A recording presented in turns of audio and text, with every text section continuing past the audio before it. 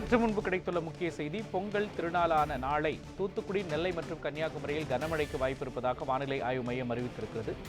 விரிவான விவரங்களை வழங்குவதற்காக செய்தியாளர் லட்சுமணன் இணைந்திருக்கிறார். லட்சுமணன், வானிலை ஆய்வு மையத்தின் முன்னறிவிப்பு குறித்து சொல்லுங்க. கண்டிப்பாக மகன், குமரிக்கடல் மற்றும் அதனை ஒட்டிய பகுதிகளில் ஒரு வளிமண்டல கிழக்கு சுழற்சி காரணமாக அடுத்த 3 நாட்களுக்கு மிதமான மழை முதல் பலத்த மழை பெய்யக்கூடும் என தற்போது வானிலை ஆய்வு மையமானது கணித்திருக்கிறது. அந்த வகையில் பார்த்தோம் என்றால், நாளை தமிழகத்தில் ஒரு சில இடங்களில் புதுவை மற்றும் காரைக்கால் பகுதிகளில் இடி மின்னலுடன் கூடிய லேசான மழைக்கு வாய்ப்பு இருப்பதாகவும், மேலும் இந்த 14ஆம் தேதி பார்த்தால் தென் தமிழகத்தில் அநேக இடங்களிலும், வட தமிழகத்தில் ஓரிரு இடங்களிலும், புதுவை மற்றும் காரைக்கால் பகுதிகளில் இடி மின்னலுடன் கூடிய லேசான முதல் மிதமான மழை பெய்யக்கூடும் எனவும், மேலும் இந்த 14ஆம் தேதி பொறுத்தவரை தூத்துக்குடி, திருநெல்வேலி மற்றும் கன்னியாகுமரி மாவட்டங்களில் ஓரிரு இடங்களில் கனமழை பெய்வதற்கான வாய்ப்புகள் இருப்பதாகவும் கூறப்பட்டிருக்கிறது.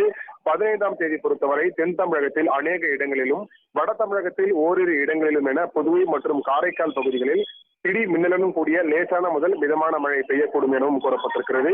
குறிப்பாக இந்த 16 மற்றும் 17ஆம் தேதி பொறுத்தவரை தமிழகத்தில் ஓரிரு இடங்கள் மற்றும் இந்த புதுவை மற்றும் காரைக்கால் பகுதிகளில் லேசான முதல் மிதமான மழை பெய்யக்கூடும் எனவும், மேலும் இந்த 18ஆம் தேதி கடலோர பகுதிகளில் இந்த தமிழகம் ஒரு சில பகுதிகளில் மட்டும் ஓரிரு இடங்களில் புதுவை மற்றும் காரைக்கால் பகுதிகளில் லேசான முதல் மிதமான மழை பெய்யக்கூடும் எனவும் கூறப்பட்டிருக்கிறது.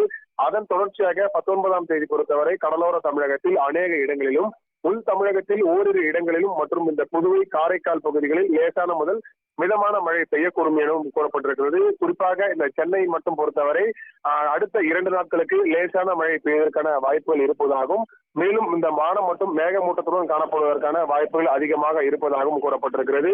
இந்த 2 நாட்கள், அதாவது நாளை மறுநாள் பொறுத்தவரை இந்த பனி என்பது அதிகமாக காணப்படும் எனவும், மேலும் அடுத்தடுத்த ஒரு நாட்களில் பனிக்காலம் பொறுத்தவரையும் குறைந்துவிடும்.